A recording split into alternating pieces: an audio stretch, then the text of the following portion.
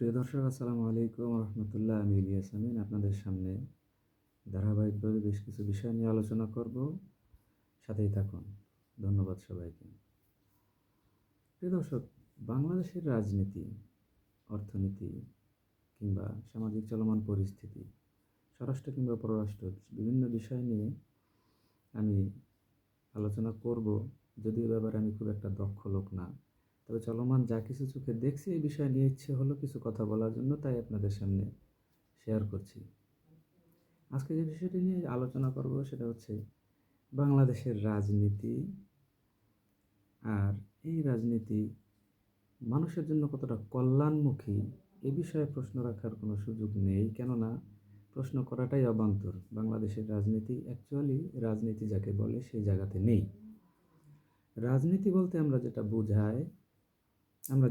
আমরা সাধারণ জনগণ হিসেবে যেটা বুঝি সেটা হচ্ছে একটা শ্রেণীর মানুষ বাংলাদেশের জনগণের দায়িত্ব নেবে। বাংলাদেশের বেশিরভাগ জনগণ তাদেরকে সমর্থন দেওয়ার পর তারা এই দায়িত্ব পালন করার জায়গায় বসবে এবং তারা দেখবে যে মানুষের সকল বিষয়ের নিরাপত্তা, সকল বিষয়ের পূর্ণতা ওই শ্রেণীর লোকজন দিবে, অর্থাৎ যারা ক্ষমতার আসনে থাকবেন। আমরা পরিষ্কার এই বিষয়টাতে যে আমরা যাদের হাতে ক্ষমতার দায়ভার দিয়েছি কিংবা যারা নিয়েছেন ক্ষমতার জায়গায় নিজেদেরকে, তারা কি বাংলাদেশের রাজনীতিকে বাঁচিয়ে রেখেছেন সঠিকভাবে? মানুষ কি পাচ্ছে তাদের মৌলিক অধিকারগুলো? আমরা কতটা নিশ্চিত? আমরা কি খাদ্যে, বাসস্থান, শিক্ষা, চিকিৎসা সকল বিষয়ে বাংলাদেশের যে সাধারণ জনগণের যে মৌলিক অধিকারগুলো, এই মৌলিক অধিকারগুলো কি মানুষ পরিপূর্ণ? আমরা যদি এক একটা পার্ট দেখি, ধরুন খাদ্য দিয়ে কথা বলা যদি শুরু করি, তাহলে খাদ্য উৎপাদনে আমাদের দেশের যে অবস্থান সেটা একেবারে পিছিয়ে নেই।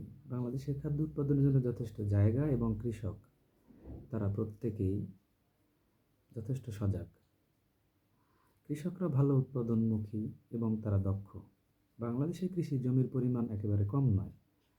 যদি সকলে সচেষ্ট উদ্যোগে স্বতঃস্ফূর্তভাবে সব কিছু যথাসময়ে পায় এবং সে অনুপাতে কৃষকরা যদি বাংলাদেশে কৃষি উৎপাদন করে, তাহলে আমাদের দেশে খাদ্য আমদানির ক্ষেত্রে খুব বেশি আমদানি করতে হবে বলে আমার মনে হয় না। এ ব্যাপারে আপনারাও যথেষ্ট ভালো জানেন। এই যদি হয়, আমাদের দেশের কৃষক এবং কৃষির অবস্থা, অর্থাৎ কৃষক উৎপাদন করবে, সে উৎপাদনমুখী যে সকল যন্ত্র, পানি, সার ইত্যাদি ইত্যাদি আমি ব্যাখ্যা করে খুব একটা বলতে পারছি না, কেননা ক্যামেরার সামনে কথা বলার অভ্যস্ততার একটা প্রয়োজন আছে। আমি এ ব্যাপারে অভ্যস্ত নই। এখন যা বলতে চাই বলার আগে আমার যেটা মাথায় ছিল এই মুহূর্তে আসছে না। তবে হ্যাঁ, যেহেতু কাজ শুরু করছি ধীরে ধীরে হয়ে যাবে সবই। আমি বলতে যাচ্ছি যে আমাদের দেশে পর্যাপ্ত জায়গা থাকলেও সেই জায়গার পর্যাপ্ত ব্যবহার হচ্ছে না। কেননা একজন কৃষক সে যখন ফসল ফলাবে, তার যা যা প্রয়োজন সে তা সঠিকভাবে